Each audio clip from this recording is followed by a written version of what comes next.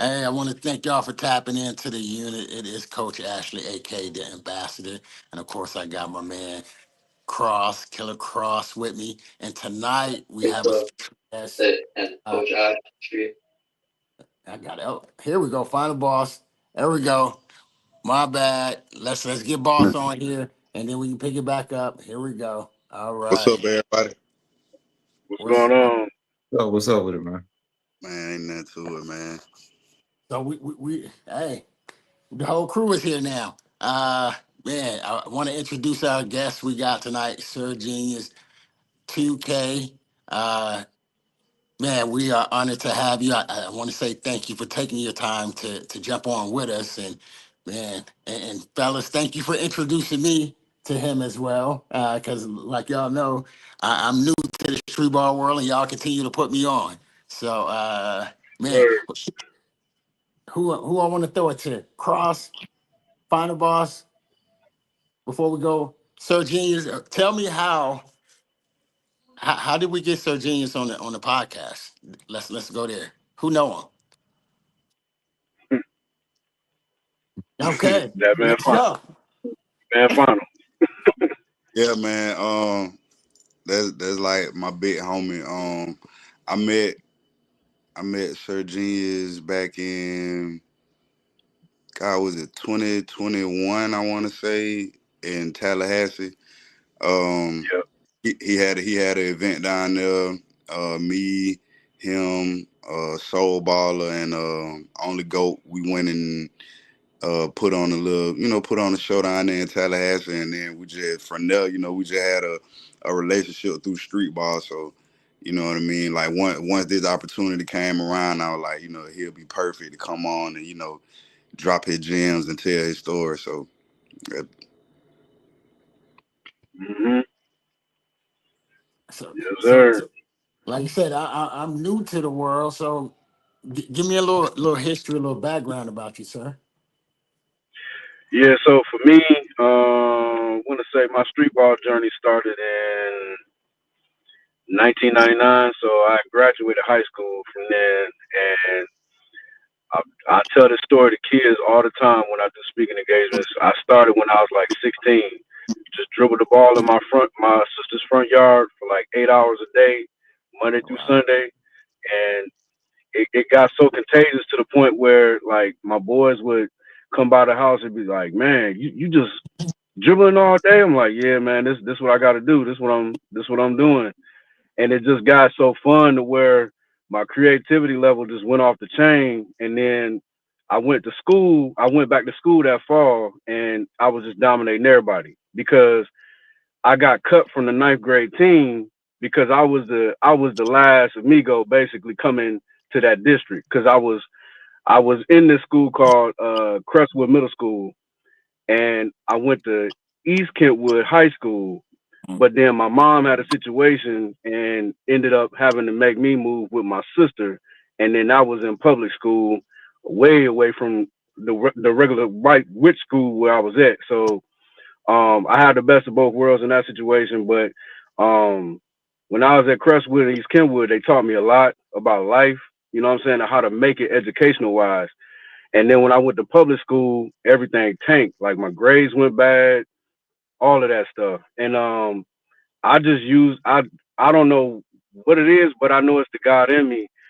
I just have a way of turning negativity into positive, into positivity. So just that I know I'm gonna make it.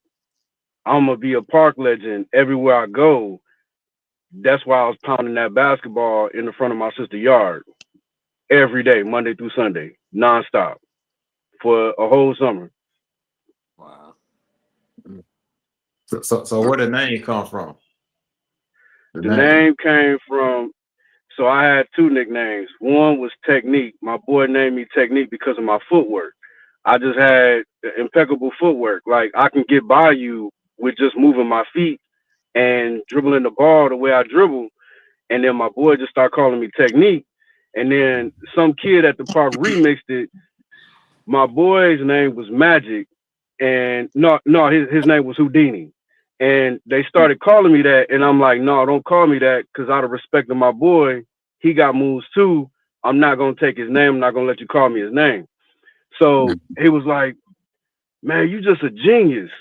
And then I said, what you say? And then him and his boys like, man, that dude a genius, man. And then it kind of stuck with me, and I started saying it. And then everybody at the park just started saying it. Just was a chant after that. And then I kind of remixed the name and spelled it wrong because Genius from Wu Tang. And then uh, I got a little gutsy because I played in some street ball games where a lot of people was, had names over in Wisconsin. So I was like, you know what? I'm gonna spell my name the right way, and it's been that way ever since. And I said, if I ever run into Genius from Wu Tang, I'm gonna let him know I'm from the streets too, dog. You so I know what I'm gotta, saying? I mean, you, the, butt in, but you know what I'm saying? Like last week we were, you know what I'm saying? Like I was asking questions, you know what I'm saying, in terms of like, street ball influence. So I wanted to bounce this question off of you right quick and ask you, like what influenced like your style of street ball, because you know what I'm saying, all of us as street ball players, you know what I'm saying, or people that's engrossed in the culture, the ones that's still out on the black top, we all got unique styles. You know what I mean? It's all Yeah, something that we good at. So, you know what I mean? I want to know like what influenced your style of street ball. man. Like really, the only thing I can say is just my work ethic, man. It turned me into a monster with dribbling that ball because I was just in my sister's front yard dreaming. You know what I'm saying? 8 hours a day, Monday through Sunday. Nobody was bothering me. You know what I'm saying? I just dreamed. And then it just turned into an impeccable work ethic. And everywhere I went, it just, everybody was just like, man, that dude is out cold. Like, who is this dude? Where you from? And I really can't say influence, but um, spurts of impact. You know what I'm saying? Like I took pieces of stuff where I seen it. I seen Isaiah Thomas win the 88 and 89 championship, you know what I'm saying? I seen how he dribbled the ball. Um I seen how Michael Jordan did finesse moves, you know what I'm saying? I went to the park and just did it. So those streams of, finessing the game, I want to say, is how they manipulated their way through the game. You know what I'm saying? Isaiah from Chicago, so that's rough and tough. I've been there and done that. You know what I'm saying? I know them dudes they don't like moves like that. They play straight up ball. But then you got Jordan. You know what I'm saying? He from Brooklyn. Everybody don't believe that he from Brooklyn, and then moved to North Carolina. So he got the best of both worlds too, just like me. But he had to fight his brothers all day long. You know what I'm saying? So it turned him into, oh, I'm gonna cross you over and I'm gonna do this move so you can't, foul me or hit me out the air or whatever. And it just turned into like it turned into skill that's unteachable, man. So I really can't put my finger on how I got impacted or where it came from. It's just I just remember dribbling that ball in my sister's front yard. And truth be told, I was doing moves in 95, 96. Then when 99 came, I graduated. My boy took me to a pro-am in Detroit, and I did a move on Kevin Tolbert. I don't know if y'all know who that is, but he was Mr. Basketball back in 1999. And he went to Flint Northwestern back in the day. And I did a move through my legs, and I tossed the ball over him, and the guy made the layup, and he kind of like looked at me crazy, like, "Who is you?" Because I was in his gym. Mhm. I was in his gym, and he looking like, man, this little dude ain't gonna come show me up in my own gym. And Yeah. then everybody's like, man, you know who you did that on, man? Like, man, that's Kevin Tolbert, dog. Like, you know who you messing with? Like, I don't think you know what area you in. And I was like, and I don't care who it is, man. I'm gonna do my thing. So Um, Crazy. it's crazy, man. So we did that, and then that was a weird battle. But then we went to my boy house, and for the first time, he showed me the N1 mixtape with Skip, the Skip tape, and Let I was like, yeah. So I was like, wait a minute, it's dudes in New York doing what I'm doing. I said, there's more people out there like me. Cause I thought I was a foreign dude coming into unmarked territory. Cause nobody liked me doing moves on them. Cause they hated being embarrassed. And they would never pick me up because my style was so different. So Yeah, that's yeah, I can't pinpoint where the influence came from, man. It's just I was doing it, and then I seen other people doing it, and I'm like, I must be doing something right. yeah. And it just stuck.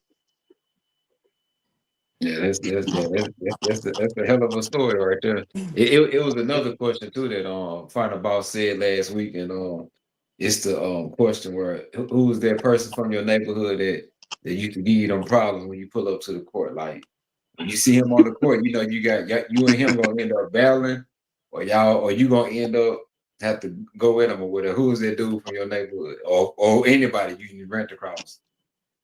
Man, so I mean, I got city legends, dog. Like I was 11, 12 years old, and my cousin Ricardo Draper, that played at Jackson State and won state title out there.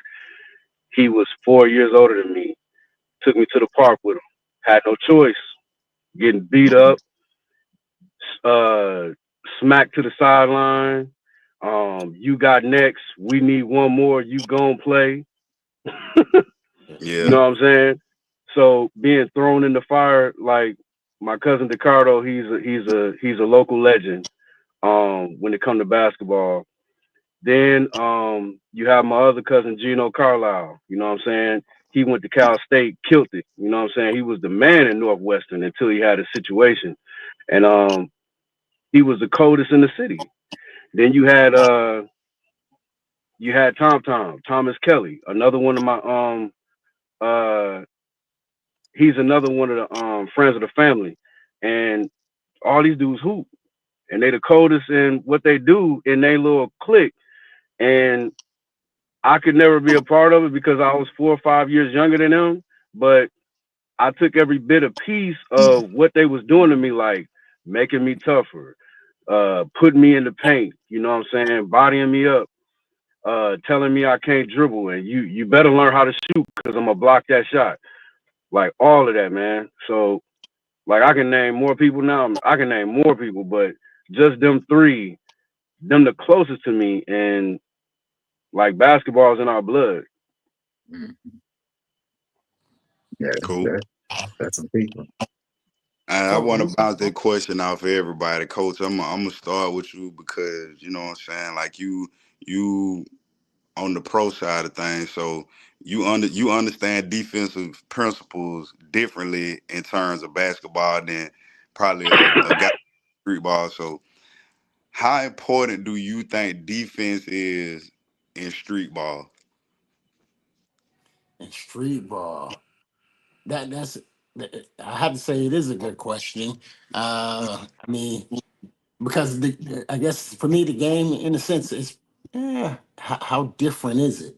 That's the question, right? How different? Because on both sides, I've seen a hooper's a hooper, right? And what I mean on that is I got into college from playing on the blacktop, right? So it's one of those things where, like Sarah said, I played middle school, but I didn't play high school ball. But I just played, I ran, all the parks, 3-on-3, I just hooped. And Right, so when you start looking at that, I think what some people with the terminology street ball, they just think tricks. right, Hmm. Right. And that's where I have to sit there and say defense, it doesn't matter. I mean, it's important on any court. It doesn't, because that's the thing. Street ball isn't just tricks. So I think I had to get that out of the equation because oh, you think of just hopefully ain't freezing. If you're just doing tricks, then hell, you can't play no defense. You know what I mean? Having On some that, but technical difficulties. is it freezing up? Hopefully, I'm it Yeah, ain't straight. freezing. yeah, Okay, it's kind of so true. No, I'm talking about for coach. Nah, I think you should. okay, okay, okay. So Yeah, I heard everything loud and clear. okay, okay. I'm like, Hmm. so that's what I had to say Is that on that me? part as far as just defense, street ball. It's important in the game, period. Because that's when it comes down to it. You can't play no defense. Ain't nobody really trying to pick you. You know what I mean? At the end of the day, because you getting cooked. You know, um, so that's my take on it. Especially, I guess, since I'm definitely considered more of on the pro side, and that is defense across the board is important, no matter what. Street ball, not no street ball. It says no, I can't. Okay, and so that's my take on it. Is it's just important, no matter what you're doing. Defense is defense. You know what I mean? So I Yeah. guess go Shout ahead. out to the shutdown. The shutdown king in the building. Yes, sir. Giovanni. He always tapping in. I appreciate him. You know Yeah, what I I mean? appreciate him for doing the little voiceover for the ad. He did the Yeah, voiceover for the other. Yeah, man. That's I that's reached that's out. okay. Yeah, I reached out to him and asked him to put a voice cover down, and he laid it down for us. No, that's love. Just the support and the love that we have, with this whole movement. I think it's pretty dope, just be able Mm. to, no matter where we at, we're able to come together and just really push it. I think that's love right there. But final boss, like I had said before, you I guess dropped off, is just defense across the board is just important. I don't care if it's street ball, pro, pickup. That's the last person. If you can't play no defense, I don't even want you. You know what I mean? Everybody think it's about scoring, but if you lock down somebody, how you gonna score? But if you can't play no defense, man, we good. I don't care how many buckets you gonna get because it's gonna cancel out because you ain't playing no defense. Right. So that's what I'm on. That that's Right. that's crazy. I got to chime in on that. That's crazy you said that because for years I always said, man, my offense will shut your defense down. Period. But I know I'm not no defensive specialist. I'm a Deion Sanders of street ball, man. Like I can play, you know what I'm saying, off the ball, but on the ball defense, like I know I ain't got no good defense like that. I know I'm a great help defensive player, but I just know ain't no dudes picking me up because of my defense. They want to see me score the bucket. Yep. Uh, What about you, Crow? yeah, I kind of agree with both of y'all, but I say that defense it got to matter too though, because you never know who you might be playing in the streets, and some people be semi-pro or just like Coach was saying, with good ball players in the street, and then you can come at people all day with the offense, but the defense gonna show like where your physicality at or whatever. See if you can read players the way how you Right. can read players and stuff like that. So I always had to learn how to play defense too, just growing up and learning how to play offense because everybody that's on this panel like getting the ball anyway. So we're gonna have to eventually adapt to playing defense because we might be on the team. We might end up playing with somebody where we ain't even getting the ball like that. They looking at you like, nah, we can't get him the ball right now because he ain't even playing no defense. So then it's gonna make you want to play defense so you can get the ball or whatever. I know Right. everybody experienced that before where I can't if hear you don't none play, y'all saying. you can't hear me. You hear me? I can It's, hear y'all. I'm good. Yeah, I hear everybody I say. can't see Cross. I can't hear Cross. I can't see Coach. None of that. Hold Yeah, on. you probably got to fix your. Yeah, he probably got to fix his stuff or whatever. But yeah, yeah, their defense is main key at a point. But offense, I'm more like an offense player too. I'd rather just kind of do my little ones and twos and go on, give me a little mid range Yeah. or three if I can, or try to take it Hmm. to the cup.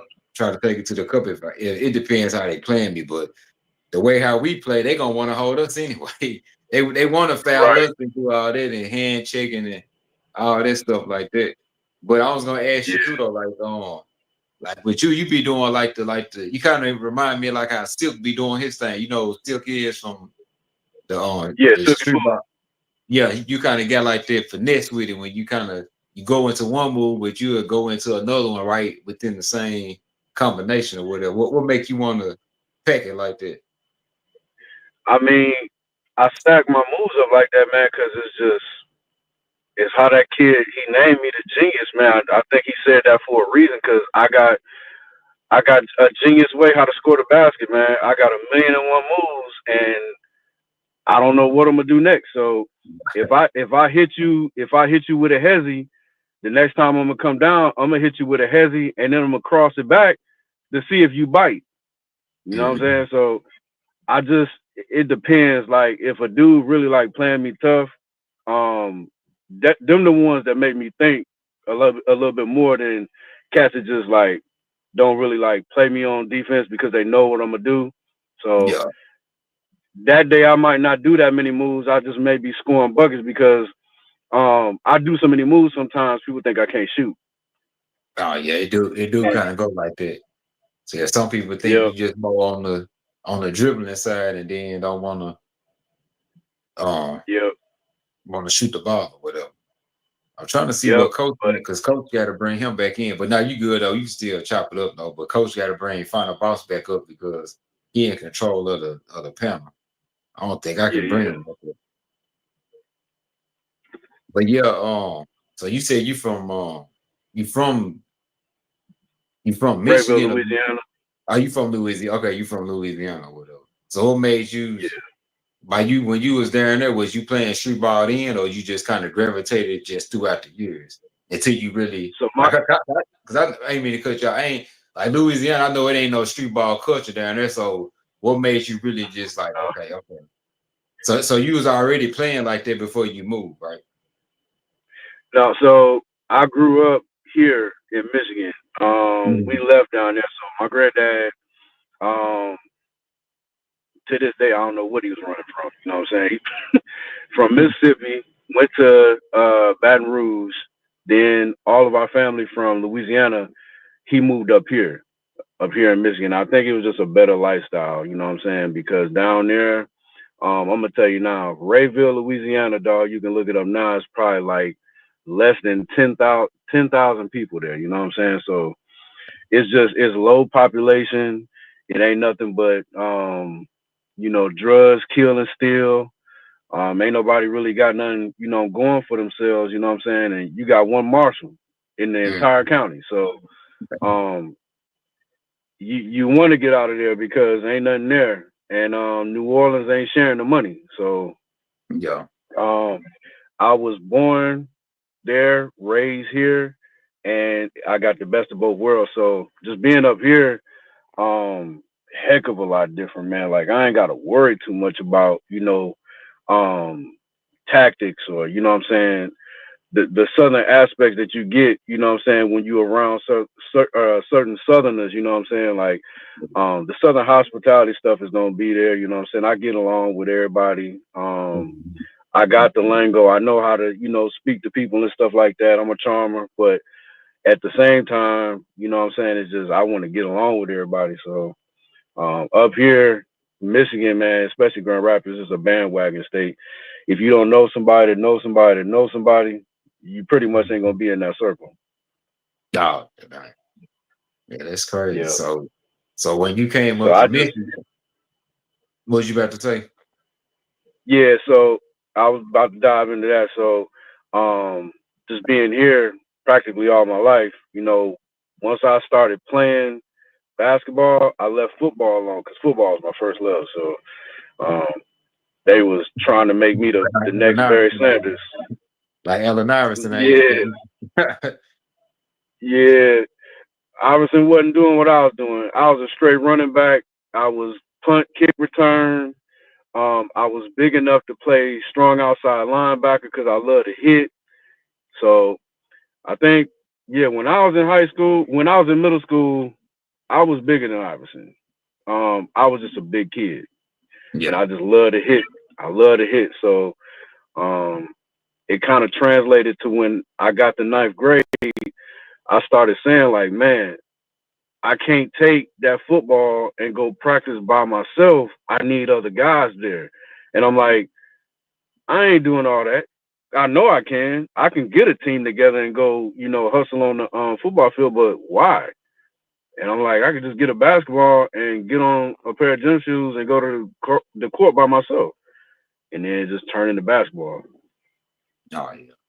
Yeah, that's dope right Yeah. there. The better know how to do both or whatever. So when you playing football, did you use some of that skill to bring it to your basketball? Like kind of like you say you got the footwork anyway, so that's what you translate the footwork into the basketball from the Yeah.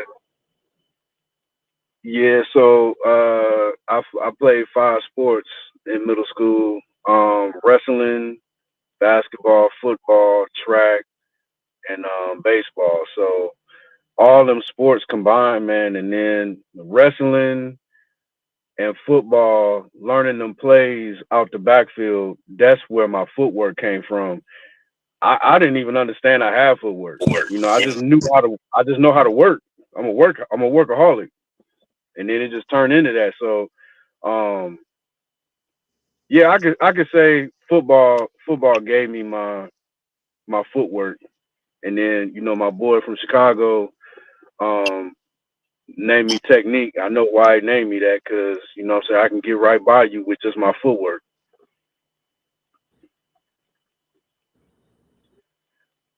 Yeah, Cross was asking me, can you hear me, boss? Yeah, I can hear you. Okay, yeah, Cross was asking me about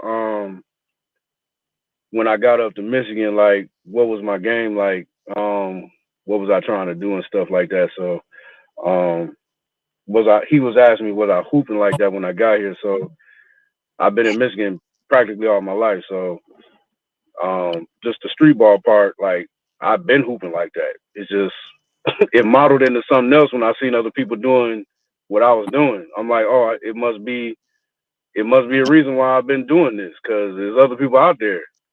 Mhm. All right.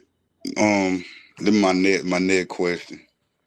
Um, we all ball handlers, so you know what I'm saying. Like we done did our fair share of crossing dudes up and making dudes fall and look silly and all that type of stuff. So we just got through talking about defense. You know what I'm saying, like playing defense in street ball. So what would you rather happen to you? You'd rather a dude cross you up, or you'd rather get dunked on? Man, dog, like that's a tough one right there, yo. Um, Yeah, I mean, I ain't like gonna lie. like if you dish it out, you got to be able to take it sometimes too. So like, you'd rather have like you rather a dude break you down, you know what I'm saying, or you'd rather have a dude take it to the 13th floor. When you saying Man, breakdown, when you saying breakdown, do you mean by somebody making you fall or just getting I crossed mean, over? bro, like a dude, like just like crossing you, you know what I'm saying, like really getting you out of business, or a dude making you fall, like making you stumble, you know what I Yeah, mean? Because yeah. like as I think man, as a ball handler, like people underestimate the stumble. You know what I Oh, mean? Like that the yeah, gets stumble bad count. against The stumble drops count is sometimes. that stumble count too. It count as stumble. Yeah. but if I put it like this, if I have enough to shift you, I can control you. You know what I'm saying? That's underrated. If you do a crossover and you shift the dude and his defense go the other way, like you in control because he gonna bite on anything you give. So um me, I don't bite on defense. I'm gonna stand right there. So you either gonna have to run me over or you gonna have to just do your move and get it over with. So I'm probably gonna have to accept the dunk on because the next time it ain't gonna happen. I'm just gonna make sure I foul you. You coming out that air, but I can't get cross and look embarrassed, man. Because at the local YMCA where I go hoop, I want to say this was like 6, 7 years ago, man. I had 9 bodies that year, dog. So I can't imagine myself doing what I did to them They ain't take your gym being pad. done to me. They ain't take your gym pass for that. They was about to get this Sir Genius 2K insurance. They should have took your gym. They should have took your gym pass away. You got 9 bodies. Man, I heard but I heard Jamal Crawford say one time that a lot of his best highlights ain't never been caught on film. Oh, So um oh, what's the most devastating move you done pulled off camera? okay. So it's this park that me and all my boys go to in the summertime. It got lights and it's like it's a house right on the side. This family hate us being at this park because we'll play there if the lights is on till midnight. Um, this dude, I don't mean to be racist or anything. It's a white dude. His name Dan. Killer jump shot. I'm talking about can hit from anywhere on the court. And I just got one summer. I just got sick of him because his mom and his dad would come every day, cheering him on and everything. I'm like, I was kind of hating because I'm like, man, I don't got my mom, my dad coming up here like sitting on the sideline cheering me on at the park. Like, Yeah, is you crazy? yeah. Like, do you know who you here with? Like, it's goons up here, and you here cheering your son on like that? Like, this ain't no high school game. So I ain't gonna lie, I was kind of hating on him, and he was cool with my boy from Chicago, and I kind of like resented him for that. Like, man, how can you shake my hand, but you know this dude trying to kill me on the court? You like, man, you better just go at him. One day we was playing 3-on-3.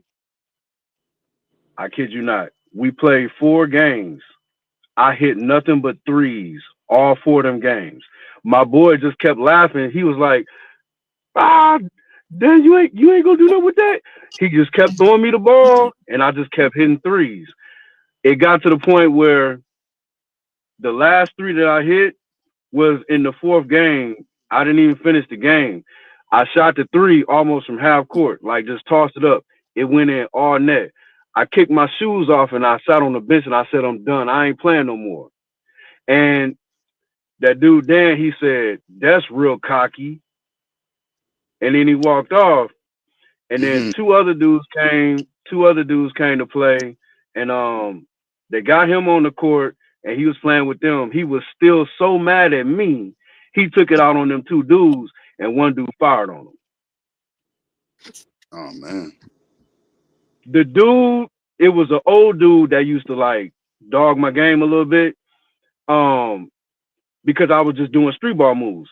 And he was like, man, Roy shot and hit so many shots. I ain't never seen nobody ever in my life do that. He's like, man, you got my respect anytime I see you. And this man, like, I think I was like 20. I think I was 26 at the time. He was like 30 something. He got young kids that he bring to the park and everything. But it's hard to get his respect. And he was like, man, you got my respect. I ain't never seen nobody ever do that. Ever. Man, that probably was like, we going to 12 by 2s. Like that, I think that was like 1922s in a row. Okay. Never wasn't on film. Was not on film. Well, I know. I know So you that's be like, devastated about that every time. Be man, thinking about dog. that. The few dudes that seen that, man, is like it's a myth around here because ain't nobody ever seen nobody do that. Especially do that to somebody that could really shoot though. Right. Yeah, you had That's said. What about you, Cross? Most devastating move you ever pulled off camera?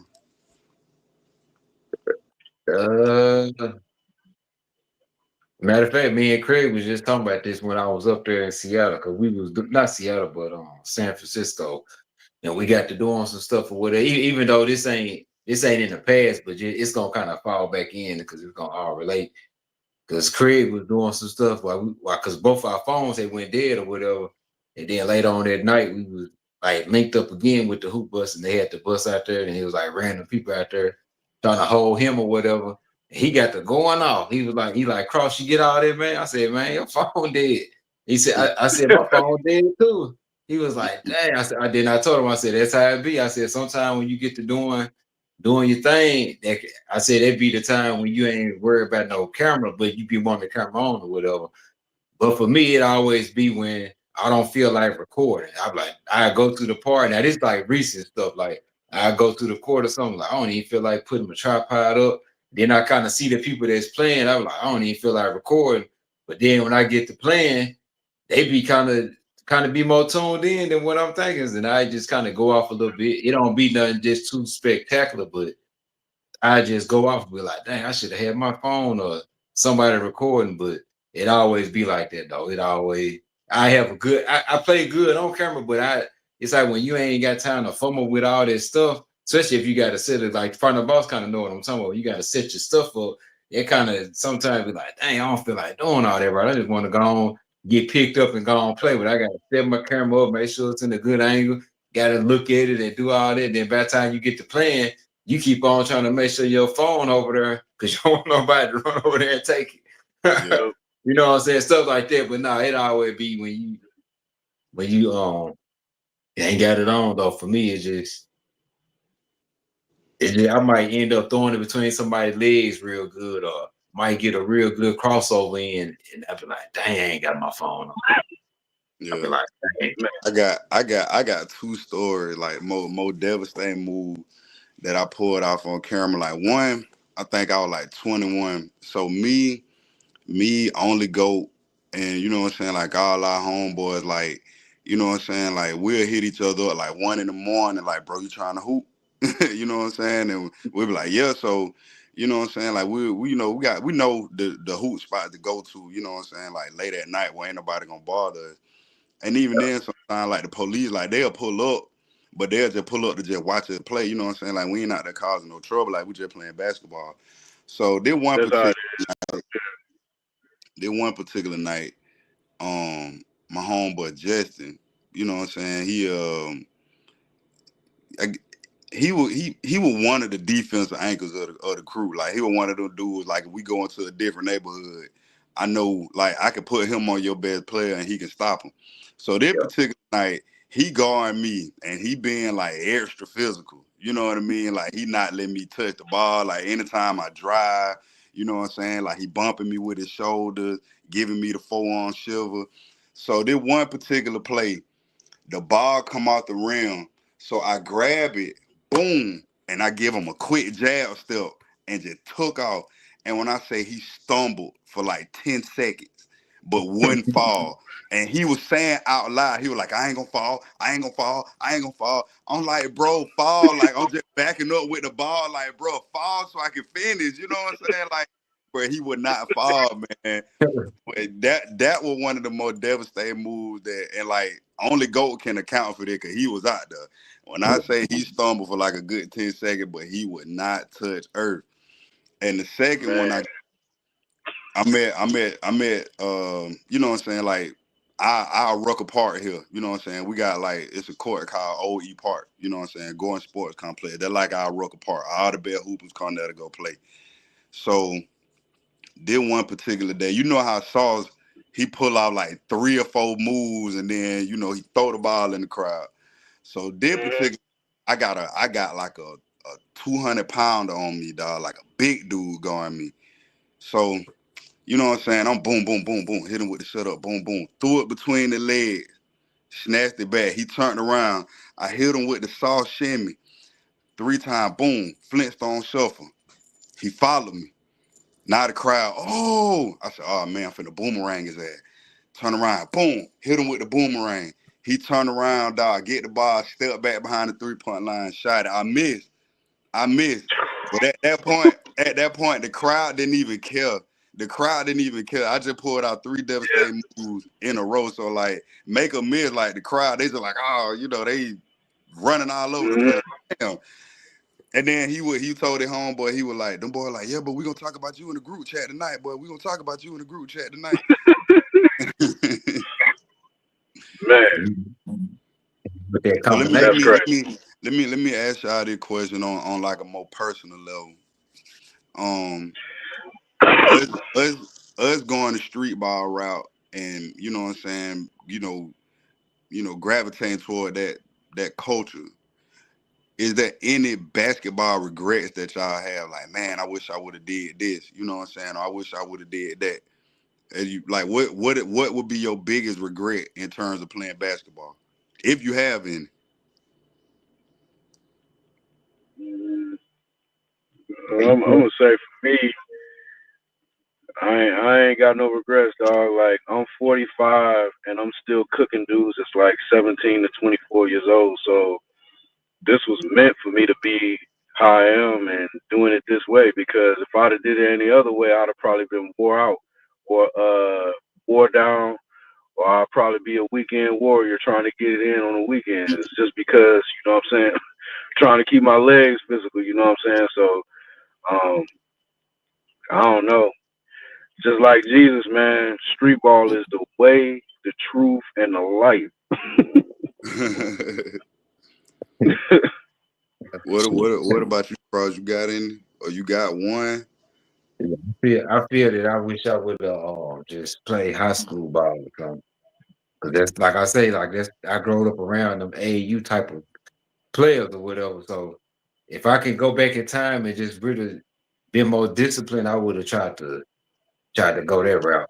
Even though I still would have been trying to be the best guard I could be or whatever, because I always dribble anyway. And other people around me always played, they always knew I was that type of position anyway. But if I could go back in time, I'd rather start out going through the AAU circuit because I always play against people like that anyway. That was already kind of at a certain level, and then just would have kept on pushing. But it is what it is. That Black Talk called my name when Volume 2 came out, and then Volume 3 came out, and hey, I've been, I've been really. I growed up playing street ball anyway, but I never considered myself a street baller until that era kind of started kind of coming around. Same with how you were saying, Sir Genius, like I thought, which I knew I wasn't the only person playing like that, but it was just the fact that it was other people doing stuff that you can do in the game, and ain't nobody gonna call certain stuff or whatever. When you do get around certain people, they do kind of criticize the stuff or whatever. Oh, you doing all that dribbling, you can't even shoot. Oh, you doing all that dribbling, you got your head down, you ain't even paying attention. You cut 3-4 times and stuff like that. So they right there kind of made me develop my game by learning how to just dribble with my head up and just pay attention to the flow. And that right there made me understand like that's what a point guard is. You gotta be able to read the whole team and be in control of what you're doing and on top of the other players or whatever. So yeah, I Yeah, say if I could go back, it'd be that. I don't regret it, but I just wish I could go back to like, dang, let me go and get out there and just show them I can play besides them thinking I can just dribble and stuff. I can understand plays. I didn't play it on the team where I had to run plays and had to read the playbook stuff. So now that right there, man. it's a real transition. But I was like, okay, let me get this down. Because that Man, playbook is I way think different for them. I think my biggest basketball regret was that I ain't see the potential in myself that other people saw in me. You know what I mean? Like I had people telling me when I was 16, 17 years old, like, bro, you could be the next hot sauce. You know what I'm saying? But I kind of laugh it off because, you know what I'm saying? Like, when I'm 16, 17, Sauce, he a mega star. You know what I mean? So Yeah, yeah, I'm looking at what he at, what I'm at, and I'm like, nah. You know what I mean? I didn't see what other people saw in me. You know what I mean? Like, I wish I would have just believed in myself a little bit more earlier. You know what I mean? Yeah, But I mean, like, I don't want to say like confidence can be taught, but you know what I'm saying? Like it was a lot I had to learn in terms of like just being confident, just playing, you know what I'm saying? Or just playing my style of basketball.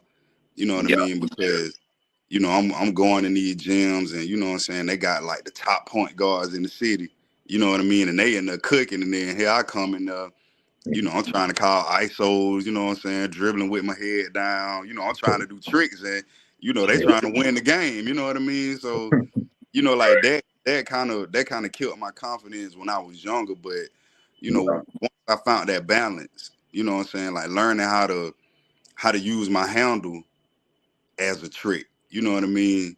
Like you look at a guy like like I say Tyree Evans.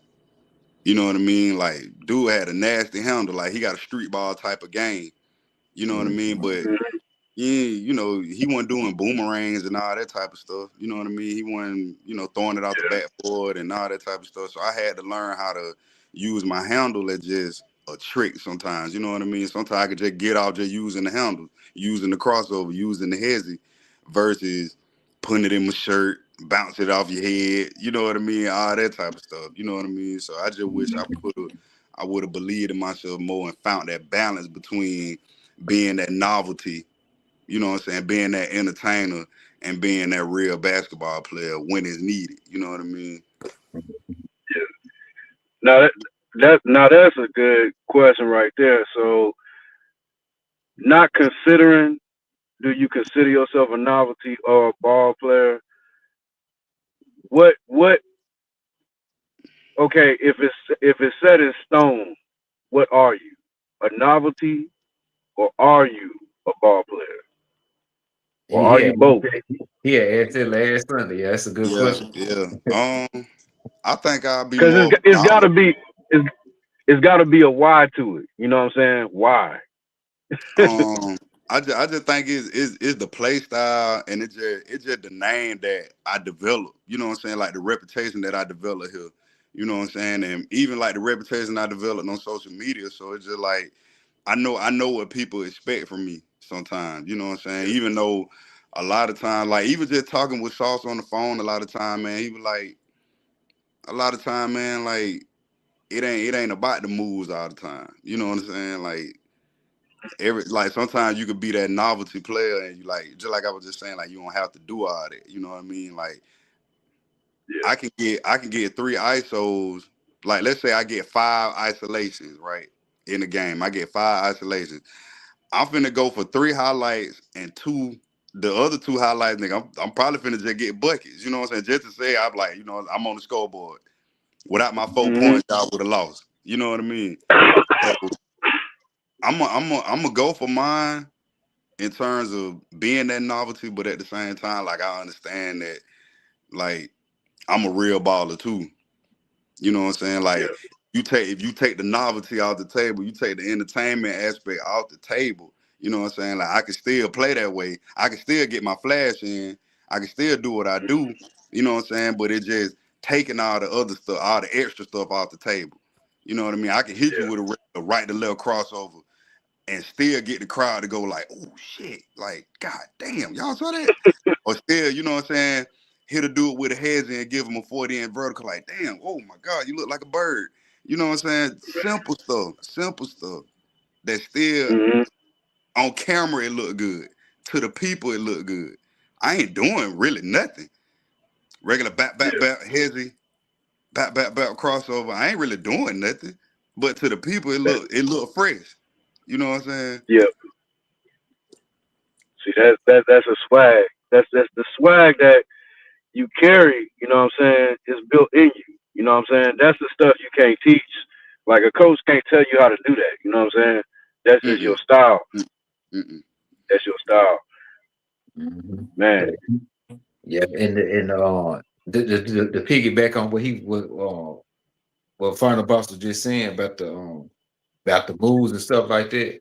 Like some moves that everybody got that one signature move that they do. It's patent. Like it don't matter when the game going, you can pull that move off and it's gonna always work or whatever. Because everybody got that patent move. What's your patent move? Either one of y'all can answer it or whatever. But what's your patent move like in the game when you knowing like I gotta, Am I man, like it just come to you. You don't even think about it. It's just something you just do like automatic. Like you might just am I trying to get a bucket or am I trying to get like crowd you rash? you just trying to just so if you coming down on the court or whatever, you coming down and you see the defense, you already seeing how the dude holding you or whatever. But is you gonna react to how he playing you, or you gonna just go and do your the move that's just so patent that you know gonna get past him or Let, create some space or whatever. let me take that real quick. So, it's this move Silk do. Um, when he wrap it around his neck and he tossed the ball to the other player on the other side. Okay. Have you seen him?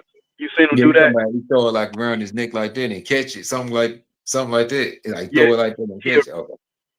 yeah he'll wrap it around that way, and then the ball be at it'll be in the player hand on the other side. Yeah, I think I know what you're Like talking about. yeah, it's a Yeah, pass. it's like So he, yeah, yeah, so when I know a dude is playing me real tough, then I try to shake him up. Like yeah, I'm finna get him up off me, and it's like the Matrix. I know when to do it and how to do it every time. And the dude, sometimes it's people in there that know some of the moves that I do. It's like mm, you still can't stop it. So that move right there, dog. Once I wave that ball over their head and I see them turn, and then I throw the ball and my guy behind me catch the ball, most times they'll shoot it, they'll make it. Sometimes they miss it, or they'll trail me and then they'll go for a layup because they defender basically just lost themselves because they thought I was going to shoot the ball. yeah, And I always see that dude turn his head the wrong way, and I stand there looking like, yep, you ain't there no more. But that's a deadly move for me that I remixed from Silk, and I got to give him the credit for it because I yeah. seen him run and do it. I jump and I do it, so I had to put my own twist on it. Yeah, he did it on a fast break, if I can remember. He did it on one of them seasons he was on. I think he Vol- had like vol- had a black and green volume 10. outline. It was a Huh. volume. Yeah, I think it was 2005. Yeah, it was up in 2005. there. Cause he was running, he went Yeah, like that, and dude He caught threw it. it. He threw it the bad center on the Yep. fabric. yep, yep. Yeah. On the break. But I think my go to move would be well, it'll be in between like my blow by hezzy, my left to right crossover, and my up fake hezzy. You know what I mean? Like them my three go to because like they legal, you know what I'm saying, in a sense, but it's just the way I do it, you know what I'm saying? Like I try to sauce it up a little bit because like that who I modeled my game after, you know what I mean? So it's just like I know anytime, any defender, like because like I as a point guard, like I do a lot of pick and roll, you know what I mean? Cause I like to pass the ball, you know, like Yeah. a good pad better scoring than me sometimes.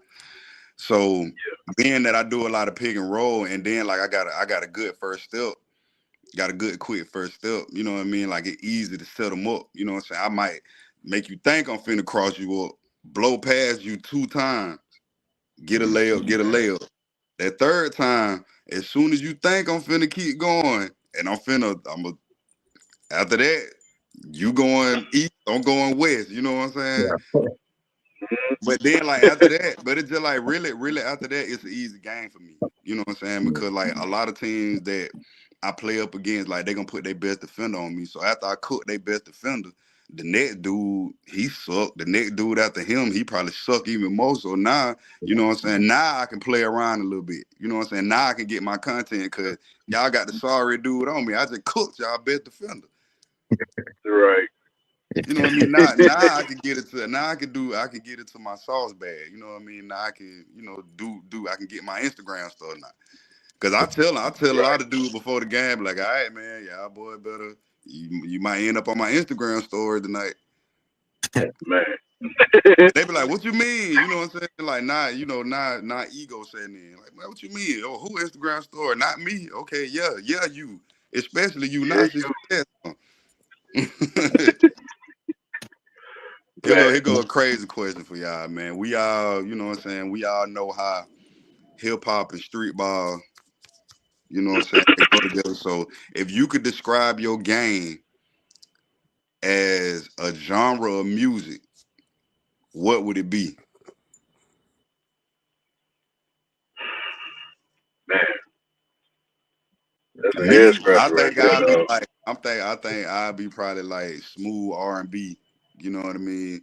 My game is like smooth R&B. Like I think like I might be like the Usher Raymond the street ball. You know what I mean? Okay. Man, Now, I'll let you go cross. what I was about to say, it's crazy that you answered this question, but I was just talking about my homeboy had called me the other day. We was just talking and stuff like that, and he was saying that like most of the videos I be putting up, the music matched the cadence of what I be putting up or whatever. So I say my I cannot say it's kind of like it's in a certain category, but it ain't because the way how I play, I have to try to. I always find music that kind of fit the cadence of what's going on or whatever. It kind of go with what I'm doing. I just don't pick the song because it sounds good or something like that. I gotta pick something that's gonna fit exactly what it is, and it's gonna. And what I learned about just kind of like just being on social media, it kind of just draw people to certain stuff because it depends what song you put to your stuff, it's gonna draw to it. But I say my stuff like in a like a melody type, like kind of like it draw you in because you might be dealing with something at the same time, and then you hear that song, but then you see something that it kind of pull you into it. If you kind of get what I'm saying, I can say that melody type of when it comes to music, like it kind of got like this style. I ain't gonna say it's too slow, but kind of like in a wavy type feel. Like I ain't Okay. gonna say hip hop. I ain't gonna say hip hop because some stuff can go with hip hop, but now I say in that that melody type of style. Yeah, I'm gonna say for me, Cross, when you had asked about like how do I string my moves together, like the 1 2, you know what I'm saying, and getting into it, Mhm. with my style and hip hop together, combo, man, it'll have to be that dirty South, dog, that rough, rugged, and raw. You know what I'm saying? I'm school of the hard knocks, so it's gotta have an anthem. You know what I'm saying? It's gotta have a run in snare. I Yeah, gotta have an 808, and the it's gonna DMX, punch you in the face. the DMX or something. Yeah, Yeah, Yeah, yeah, you know what I'm yeah. saying? Like, cause I ain't gonna name no crews, but I'm just saying like that dirty South, like it's gonna I keep used to that coming at dirty you. You stuff. know what I'm Okay. saying? Yeah, yeah, that dirty South, dog. Like it's gonna keep punching you in the face. You know what I'm saying? And it's gonna hit you with the hardest beats. You know what I'm saying? So that's just my game, dog. I'm gonna keep coming at you, rough, rugged, and raw. Mm-hmm. I'm gonna make your boys laugh. You know what I'm saying? Yeah. Yeah, I matter of fact, I just thought about it. It's kind of like that. I kind of the music I be kind of realistic to be like motivational type music. So the stuff I be doing, it kind of go with that because that's kind of based on realistic to me anyway. Like when it comes to doing what I'm doing, because most of my stuff, it don't really be based on basketball too. I try to put a little personality out there too through my content, so other people can gravitate to it, the kids or whatever. Then it be like Yeah, women looking at my stuff, so I try to put different stuff out there so they gravitate to it. So I say it's kind of like the motivational style type of music. I say my style is or whatever. that's What what's up, y'all think y'all biggest influence is off the court? man. Yeah. No, for me off the court, man. With no dad in the home, man. My granddad, man. He not here no more, but um, and my granddad always kept me in line, dog. He always, you know, um, showed me things that I never understood. Like, as a kid, like he would tie my hands behind my back in a chair, and he would like tell me, we from the south, we up north. If you ever get kidnapped, this is how you get loose. You know what I'm saying? Like he would teach me tactics like that, survival skills. You know what I'm saying? And one day I was just toying around with the basketball on his front porch, and he told me, he said, "You see that basketball?" I said, "Yeah." He said, "This basketball like a circle, like the world, ain't it?" I said, "Yeah." He said, "Son, this basketball will take you anywhere you want." And I didn't. It wasn't about I didn't believe it. I didn't understand what he was saying. I just said, "Okay." And I Mhm. looked at the ball, and I just started thinking like the ball is a circle. It's just like the world, just like he said. But he said it could take me anywhere I want. And like that was my strongest influence, man. My granddaddy saying that, dog. And then my mom, she's no longer here either. How she just motivated me, like, we ain't moving nowhere if that boy ain't got no basketball court down the street because he got to go play his basketball. You know what I'm saying? Like to hear my mom say that, it made me a superhero because I'm like, can't nobody tell me nothing. No, my mom telling me that can't nobody tell me nothing. You know what I'm saying? So them two, my mom, my granddad, you know what I'm saying? Them the strongest influences that I had, man. What about you, Croft? Yeah, I say my mama for sure, whatever. But my daddy, he the one that kind of instilled. He the one that instilled the basketball limit or whatever. He had put a goal up in our backyard or whatever when we was young. I was like in the 4th grade. My brother, he older than me, so he was like in the 6th grade at that time. He put that goal up for us or whatever, and he always played. He was a Bulls fan. I grew up watching the Bulls on WGN, so I already knew who Michael Jordan was at a young age, not even knowing who he was, but just by watching my daddy watching him and all this stuff like that. But by him and then my cousin, my first cousin, he was the first person that kind of I saw with finesse when it come to like doing layups and stuff like that. He inspired me. Matter of fact, the layup that Michael Jordan did on in the Lakers game when he came to the hole and switched his hand up like that. Mm-hmm. I saw my cousin do that in my backyard. I saw him do it. I'm like, man, how you do that right there? He like, man, you gotta have that airtime with her. He ain't no little bit.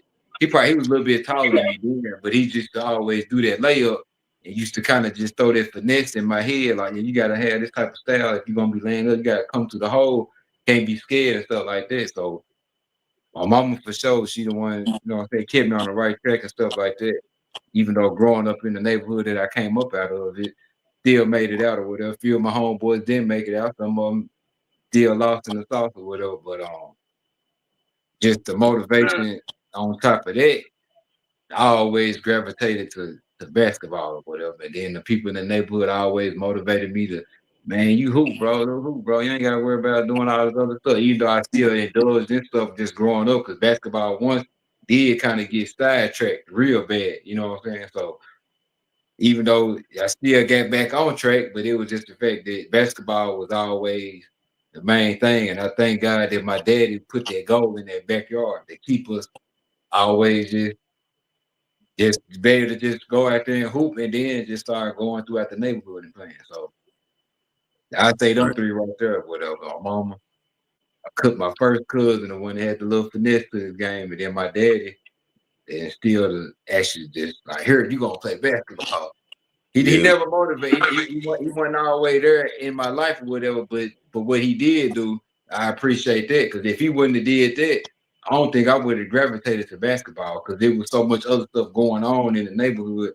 That would have been the last thing then, because that right there was just something to block out the other stuff, if it makes sense. You know what I'm saying? So Yeah. I tell you, Mine would definitely be I definitely gotta speak about my grandma, man.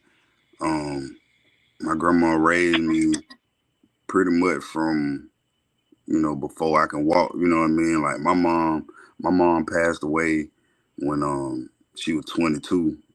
She was in a bad car accident. So, you know what I mean? Like my mom died young. So you know, I pretty much kind of had like the typical, story. You know what I mean? Like my mom's passed away. You know what I'm saying? Pops was, what I'm saying, locked up. So grandma stepped in. You know what I mean? She did what she had to do. Um, but the thing I appreciate the most about my grandma, like outside of, um, like her just believing in me, like she made sure I had positive male role models in my life. You know what I mean? Like I can remember being 7 or 8 years old, because my grandma used to work at the local high school. So like I used to go sit in the gym. I used to go sit in the gym and watch the guys like practice basketball. So you know what I mean? Like that was her way of first. That was her way to keep me out her face while she was trying to work. So she'll be like, "Boy, go down there to the gym." with Coach Givens. Go sit in the gym and like don't bother nobody. You know what I mean? So like I used to just go sit in the gym and watch the coach. Watch them practice, beat a little ball boy and stuff like that. But my grandma, she was diagnosed with breast cancer in like '98. You know what I mean? So the medical technology wasn't what it was. You know what I'm saying? Like now, so I'm 10 years old. I'm looking at cancer like it's a death sentence. You know what I mean? Like I'm about to lose the person that mean the most to me. And Yeah. like she beat breast cancer twice. You know what I mean? So like a lot of times, like when I be going through stuff and what I'm saying, just end over my head sometimes, I be like, man, you know what I'm saying? Like you just can't see the end. I just think about the fact that like, bro, my grandma survived breast cancer twice. Like she did that, nigga. I can do this. You know what I mean? And Oh she yeah. always told me, she used to always tell me like, you can do anything. You know what I mean? I don't care what it is. Like you can do anything. And she she disciplined me now. You know what I'm saying? I'm 36 years old and she still disciplined me to this day. You know what I mean? And outside of that, man, like my grandma and my son, man, like they're like my best friend. You know what I mean? He just had a game today at my high school, turned it up. You know what I mean? So like just seeing him, you know, being a part of his life and being a part of his growth, and you know what I'm saying, like knowing that I'm the reason that he even is as good as he is now, just motivate me to keep going even more, man, because I want to continue to have that influence on him, his homeboys, you know what I mean, and a lot of the other kids, you know what I'm saying, that just know me from the neighborhood. So my grandma and my son definitely my biggest influence off the court because I mean I don't. It's hard to imagine life without them. You know what I mean? So Yeah. Yeah, I'm That's gonna throw dope. my daughter in there. I'm gonna throw my daughter in there too. Like she be motivating, but she ain't really in tune. She like basketball, but she really ain't in tune with it. Like to make her yeah, try to go. You know what I'm saying? But yeah, she be motivated. Sometimes I have to show her a video before I put it out. Tell her what you think about it. And she act hmm like I don't want to watch it. yeah, I'm yeah, like, you watching everybody else stuff, but you don't even want to look at my stuff. That's cold yeah, blooded. yeah. Yeah, like my son, like he'll watch my stuff on like Instagram and stuff like that, but he won't like it. But the minute I post one of his videos or something like that, he gonna like it and share it. And I be like, man, like I can't get no love on your Instagram page, dog. Damn, I we was better than that, bro. Come on, man. It be Man. like that, man. I don't know why. I don't know why it be like that. They don't want. They don't want to. They don't want to watch our stuff all day, but they watch some Yeah, 2 or 3 hours. They watch all their videos. I yeah. ain't got that many. His whole motivation trying to beat me, man. And I'll just be like, dog, like you good. You know what I mean? Yeah, Like for 14, you're like you better than me when I was 14. But it's yeah. just like, dog, I was doing this since I was 14, dog. You know what I'm saying? So like you ain't gonna never like you might catch up, but I'm gonna be like 60 when you catch up. You know what I mean? Yeah. There you go. Man, my cousin daughter, man, she seen one of my old street ball pictures. Like I jumped up and grabbed a rebound, but I had the ball up under my legs after I jumped. And she was asking my cousin about who was that in the picture, and my cousin was like, that's your family. And she was like, because she played ball, so she was like, I know, I bet I could beat him. And my cousin was like, you better be off trying to play some of your friends, because you ain't gonna be, you ain't gonna, you ain't going nowhere near close beating him. So you might as well think about that again. Right. That's But funny. that's just funny how kids is, man. They think they can one up us, you know what I'm saying? With I know I'm better than you, man. It's I like, think nah, you I just think young. the best basketball advice I ever gave my son was like, don't let your confidence ever be bigger than your game. You know what I mean? Like you don't want to talk that talk. You know what I mean? Because it's just like as good as you think you are. Because like I explained to my son like this, I don't discourage him from his basketball dreams, but I'm honest with him about what it's gonna take to get there. You Yeah. 14 years old. You know what I mean? It's 100 million other 14-year-old kids that got the same NBA dream you do, the same NBA aspirations, the same number one draft pick, all that type of stuff. They got the same aspirations. You got to be working 5 times as hard as Extra. they are, Yeah. because a lot of these kids now, like they ready to play varsity ball at 12. You know what I mean? 12, 13 years old. So like they coming for you. You know what I mean? Cause like in it, like the thing about the NBA, I explained to him like, yeah, they can sign you to a contract, they can give you a contract, but your job ain't never secure. You know what I Yeah. mean? No. Because it's another 300 player coming to take your job. It's It another starts draft all over. coming. It's another draft class coming, and there's another draft class coming after that, and there's another draft class coming after that. So I explained to him like, yeah, getting to the NBA is hard. Getting to the NBA is hard. Staying in the NBA is harder Yep. than getting there, because just like I just said, like even with and one, as good as Sauce was, like as good as a lot of them cats Had to was, keep like it. once it was over, and one felt like they ain't need them no more. Bye. Mm-hmm. Same thing with the NBA. Mhm. Once they feel Find like they can, somebody else. or you ain't, if they feel like you ain't an asset to the team or nothing like that no more, they got every right to get rid of you. Mm-hmm. Yeah, that's Yeah. gone. Yeah, I was gonna Yeah. ask you, Sir Junior, what made you want to start your brand, the USA Street Stars, the Street Ball? What made you want to start your brand? So what made me want to start USA Star Streetball is I had a history from '99. You know what I'm saying? To 2007. Playing against Professor and them at the junior college here.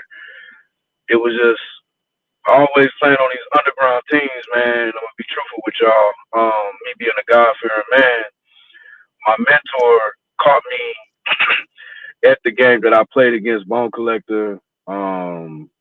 Sauce wasn't with him at the time. I think this is when he got the TV contract to do the little commercial and stuff, so he had to drop from and one.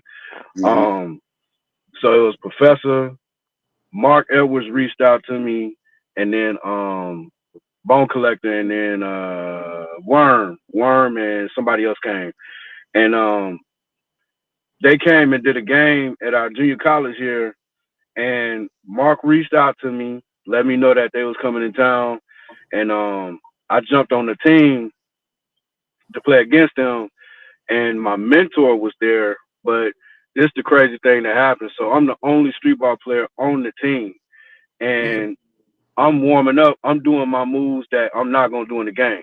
I just want the crowd to like, man, look at that move, and dang, did you see that? So these are my throw moves that I throw out there to make you think I'm gonna do this in the game. And my mentor was just out of 3,000 some people in the whole gym. He said he was just watching me for the first 12 minutes, just warming up. And since I know Bone and them, I was talking to Bone on his on day bench. My coach was looking at me side eye like, what is you doing over there? And I'm like, man, this ain't like that, man. Like, these my bros, dog. And he like, come on down here, we warming up. Let's go. So I told Bone, I'm like, man, I'll holler at you, dog. He's like, yeah, man, make sure you take my number and keep up with me. So I'm like, bet. Get in the game, Bone do a move on me and miss the layup. I come down after we get the ball out of bounds. I do a spin move half court, leave Bone behind me. I look back, the crowd start laughing. I toss the ball, and one of my guys that was going for the oop, Big Swole, he knocked him out the air. The ball sails out of bounds. Timeout. And then we had a break in the action. Coach told me to sit on the bench. Never got back in the game. Wow. So for me not getting back in the game, my mentor had his eyes on me the rest of the game because he's like, man, I seen you could play, man. You was doing your moves and stuff, and you didn't get playing time. What happened? I'm like, man, I don't know. You know, I'm not gonna beg nobody to get in the game. I'm not gonna cry. I'm not gonna argue. It is what it is. He's like, well, I'm gonna show you. Um, what your business is, and I want you to take my number and call me. And I didn't know that man was a pastor from Ypsilanti. Yeah. So every Sunday we would walk the Bible scripture for scripture. And then one Sunday I came to meet him. He spoke prophetic word over my life. He told me God is gonna give me my vision for my ministry, and then when he do, I need to call him. Bro, I never forget this. I came home from work one day and I was just asleep for like 14 hours, dog. I woke up with nobody in the house with me. Soon as I woke up, I had a vision of USA Stars Streetball. So USA Stars is abbreviated. It's Underground Streetball All Stars. I couldn't make this up in a million years because I done played on all these underground basketball teams, getting paid under the table, no contracts, flying myself out, having to hop on Greyhound buses, getting my own hotels, and then playing in all these streetball games just to gain popularity. And God gave me my vision, man. I remember my mentor telling me I had to call him. I called him and I draw. So I start drawing the logo and he's like, we got to get to work. So he taught me how to like develop my business in a virtual setting and not a brick and mortar because I was traveling. So I needed my business to go everywhere with me. And my mentor taught me how to do that, man. And by the grace of God, man, every step of the way is like these pieces come in my life that help me do something or help me motivate myself to get past something. Cause I went to school for business and I had USA Stars at that time. And the professor, we had to do his assignment, and the professor just asked me, um, what are you studying for? As far as like, what are you doing your lesson on? I'm like, my own brand. And she was like, you got your own brand? I'm like, yeah. She's like, so you got it registered? I said, yeah. I went right down to the county and paid my $16 and got it registered. She's like, are you able to help me? I said, help you? I just paid $1,300 for this class and I paid $800 for this book. You want me to Right. help you? Midterms came, I dropped out. She didn't give me a U. She gave me something that I was able to like at least get 2 credits off the class. So I just dropped out of school after that. So man, sorry to be lengthy, but that's where USA Stars came from. Mhm. That's that's good, right? Man, it's interesting. Um, because of course I've been transitioning from my game. Finally got back to the crib, and now I'm on. And to hear your honestly your testimony, right? I have to go back now I'm gonna share mine because it's one of those, as they say, iron sharpens iron. Um, if you look at the fact that I guess who I am and where I'm at now, I've been in the business of basketball for 13 years. And I had my godfather, I was at church, you know what I mean? And his mentor came in and gave me a prophetic word and said that I was going to be very successful in what I do. And here it is 13 years later, and I now have a platform now that is on, now it's going to be on all major platforms. This is the podcast, we're going to radio. I travel. I have international partners and friends. So I'm coming home because my friends came in from Japan and we had our annual Japan, exhibition game, friendship game. And so it's one of those things where when I'm the same way, God fearing man, it's one of those things where when everybody see my posts and what I'm on, I'm like, it has nothing to do with me when it's all said and done. God has given me this ability and put me in this place. And so to hear you talk about it is it's pretty dope and encouraging because it's one of those where it's saying, man, this, as they say, nobody can stop the plan that God has for you, right? No matter what happens or what's going on. And I'm a testament, and you're a testament, and I'm sure. everybody on this platform can testify to that. You know what I mean? Despite what we've been through or what has happened, you look at where we're at right now, right? And it's not stopping, you know, and it just shows who God is. And so it was just dope to hear your story because I'm sitting back and I'm like, oh man, he talking about me, you know what I mean? He's talking telling my story where I'm like, yeah, man, that did happen. And despite, as we say, the trials and tribulations, the folks that might have walked away or who spoke ill on me or whatever it may be, that's a part of the process, right? And so, because at the end of the day, God gets all the glory, and so that's why I sit back and cross. He flew down here. He was a part of history with me. When you began to talk about, I was able to bring some legends, some and one, players and personnels to the Zeke in. That's something that haven't been done.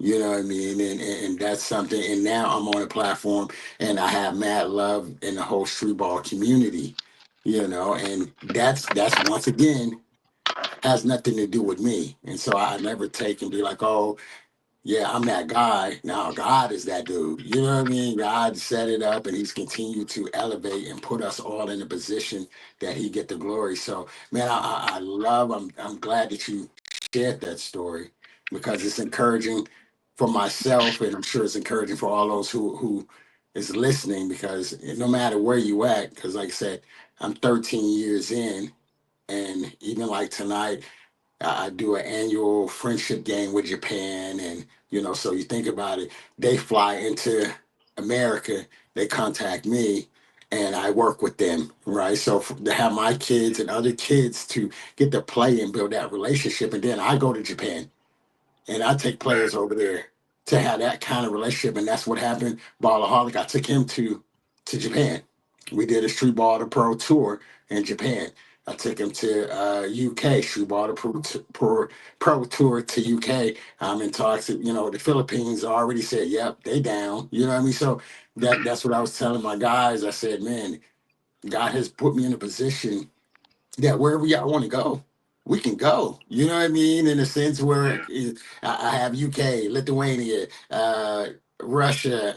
These are people, all coaches that I know personally from playing against and just building that relationship because God set it up like that. So it's a dope story to hear. Your story and to sit back and be like, man, it encouraged me to keep going. Like you said, you got to be virtual.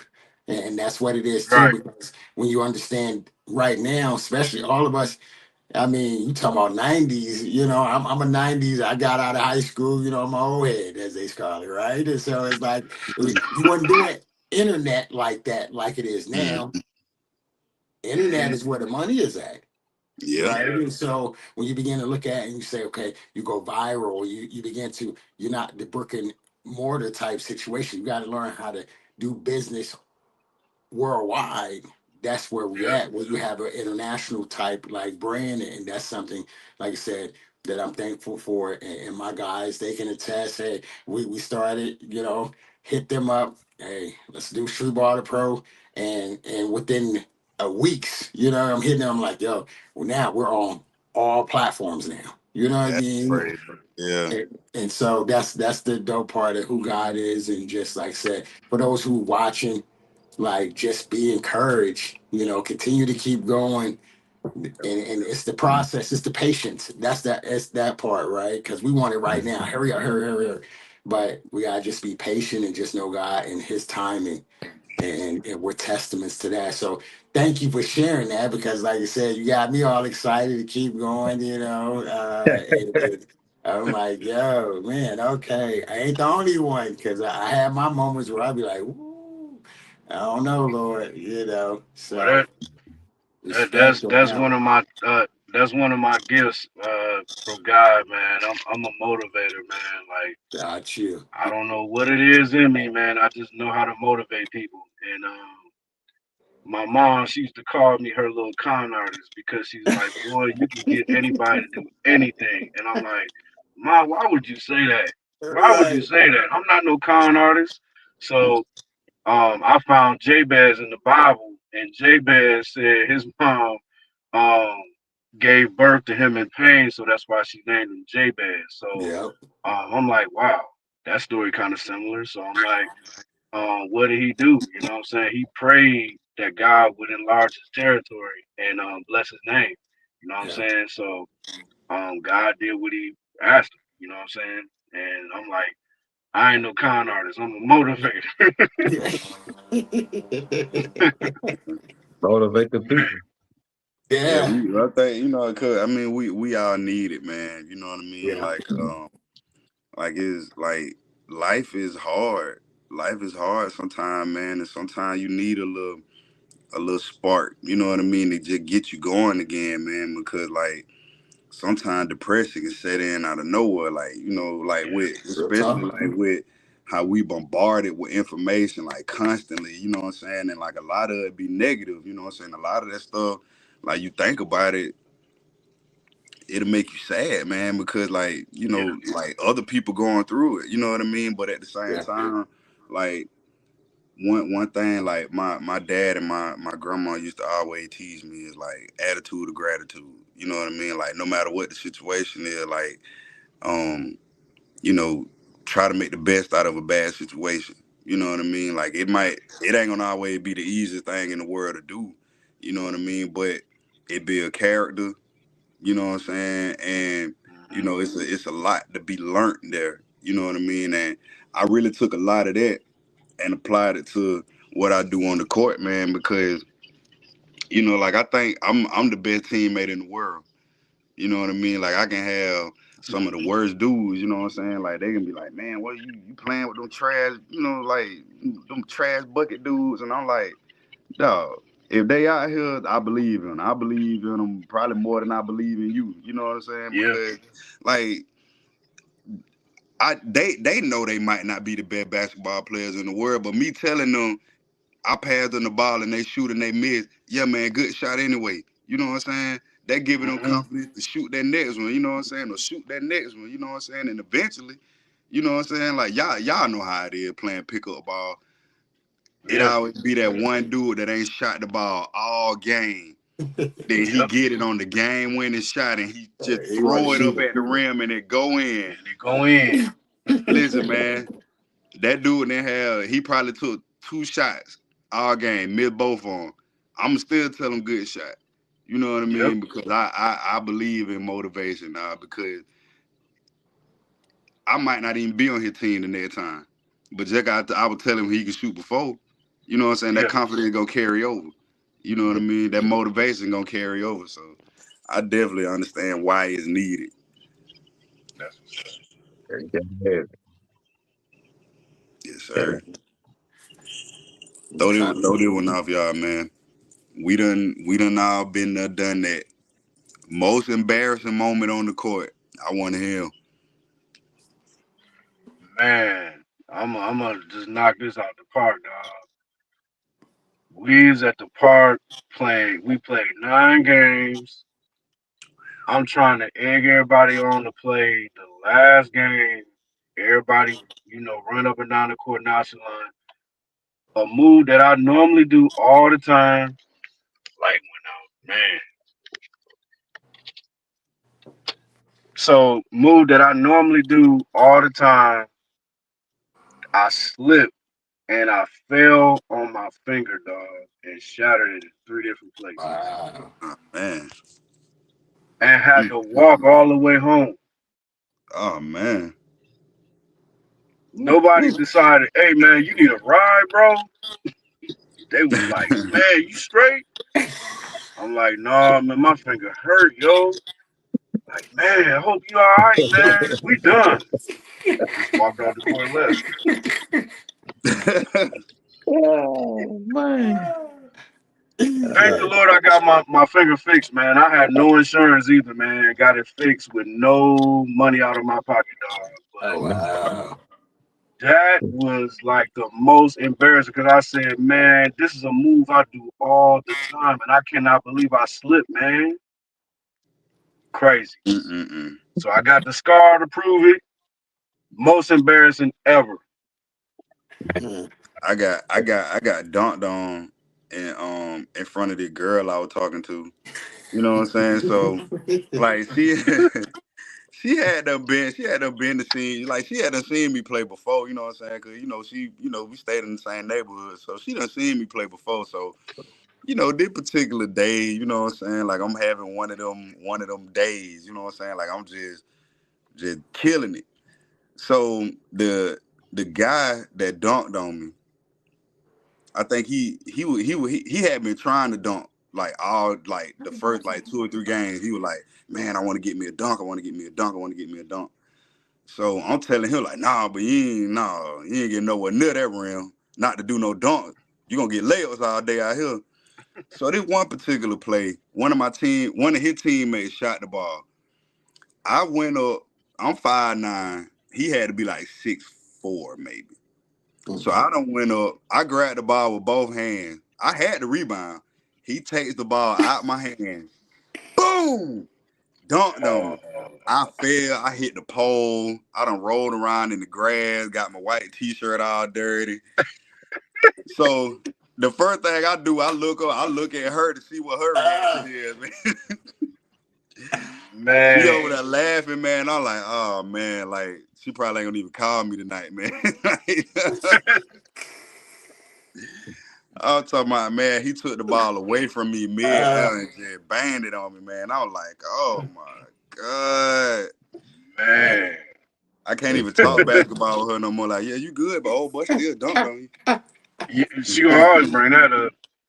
Yeah, I like real talk. I think like I don't think I seen her since that day. Right. Man. Oh my God. That's a good one, Final. That's a good story right there. I done told her like, yeah, man, yeah, meet me at the park. Yeah, man, let me do what I do. I told her to come out there just for that to happen. So not only was I embarrassed, I done embarrassed her. 'Cause you know what I'm saying? They probably were asking like, who you out here with? Facts. Him? Oh no.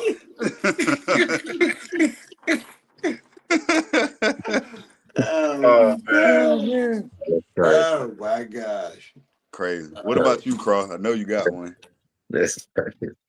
I got a few of them, but the one I can just come to my head is I was playing in this men's league or whatever, and it's like the team they had some good people on their team. I ain't gonna take that away from them or whatever. But that game that when we was playing against them, I wasn't in a good headspace, like on some personal stuff. I still played anyway or whatever. People know when you ain't in a good headspace on that court, you can't get in. It don't matter what people are saying. You just trying to play through it or whatever. And it was a dude. It was a white dude. You know what I'm saying? They call him Kane or whatever. I'm talking about that dude was so fast, man. I thought he was just like coming down on the transition. I'm bagging back, just playing D or whatever. Like he just steady, just passing by me, going to the hole on my teammates, looking like, man, what's going on, bro? You want me to hold him? I was like, nah, I got him. It just took me so long. It took me a while to figure him out. Okay, but that same team had another dude on their team, and it's another game right here. Okay, that dude right there kind of destroyed me that whole game. The white dude, he kind of was getting to me.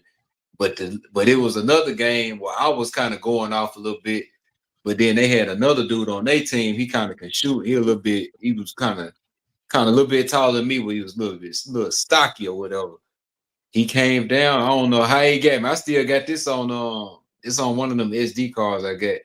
He came down, did something like a little jab step. I don't know how I fell forward though. I fell forward. I was like, he did. I think he was finna shoot or something, but it's just the way how he did. I was like, oh, I just saw myself just touching the floor. I wasn't tripping though. I was like, oh man, he got me. I was like, ooh. I bet he got me. I thought he got me. I thought he touched the floor. I was like, but we'll make that whole story funny though. He was like, hey, I'm talking about, how people after the game, people be dapping everybody up, stuff like that. He like, hey, send me that video.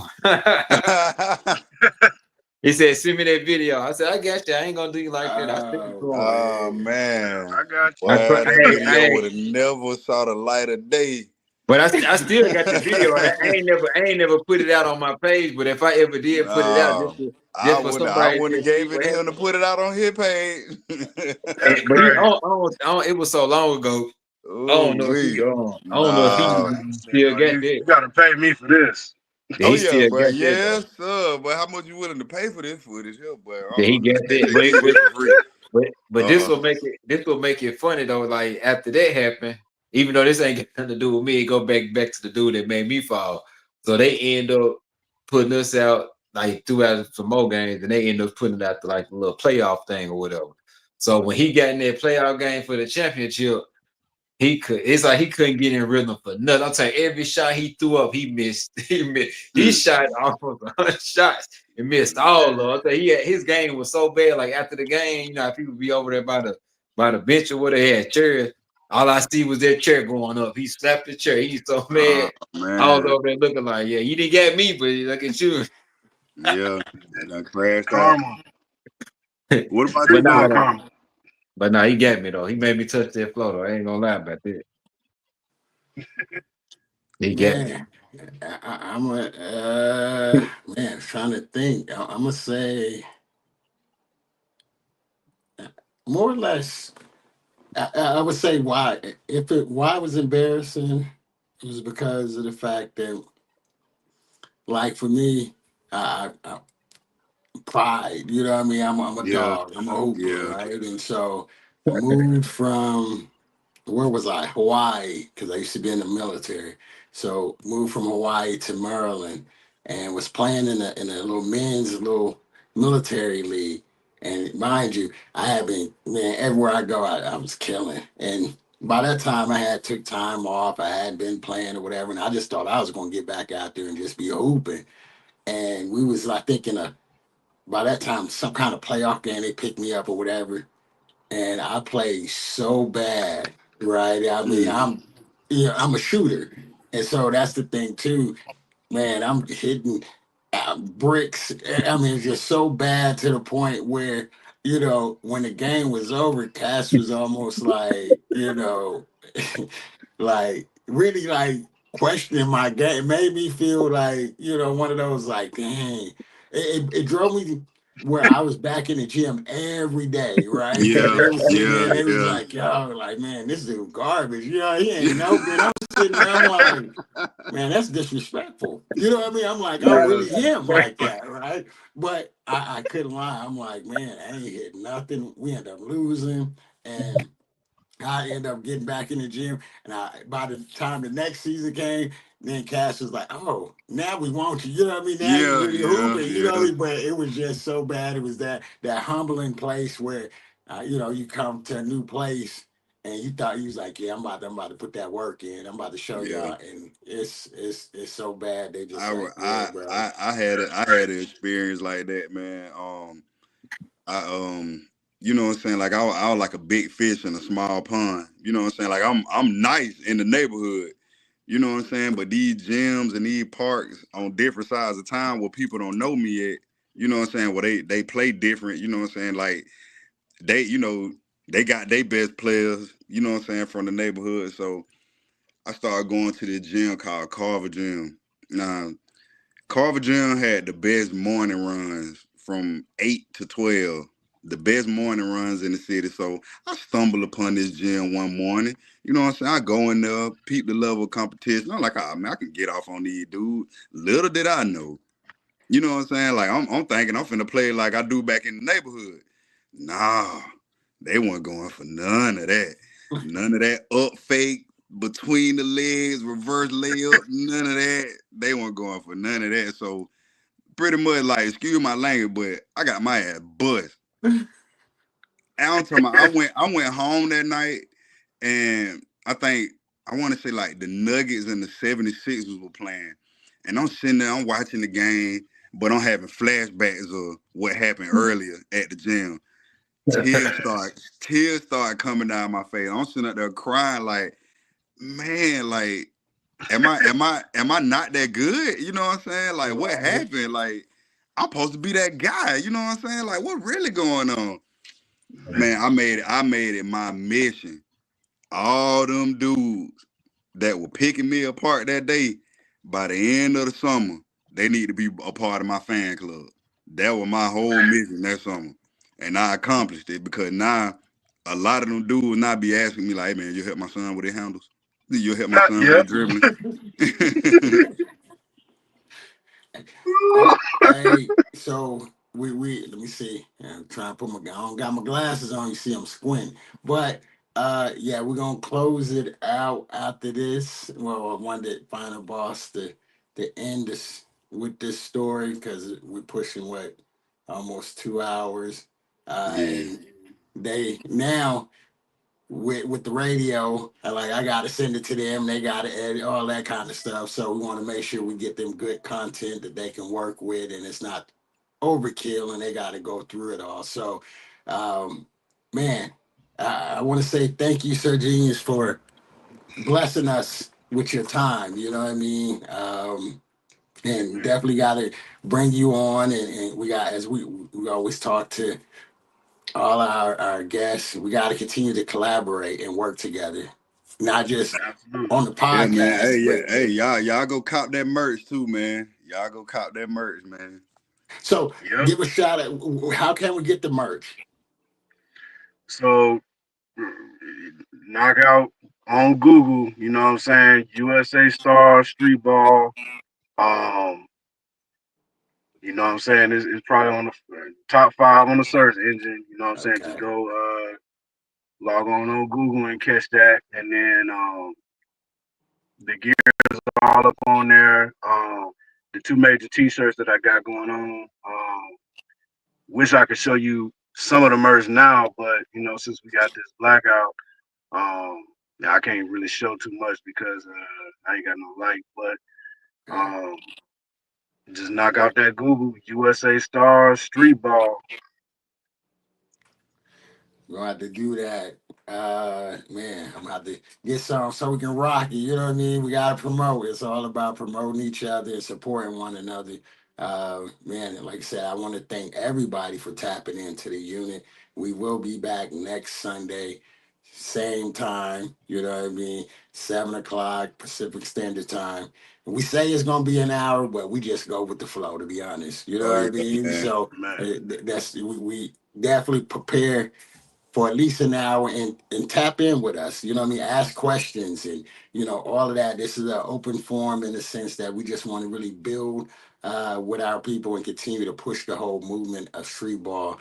And like I said, we are going to all major platforms, iHeartRadio, Apple, iTunes, and once the radio station comes, we'll let y'all know more about that as we're working out the details for that. But like I said, you will see Street Baller Pro, the unit, on basically be available on all major platforms.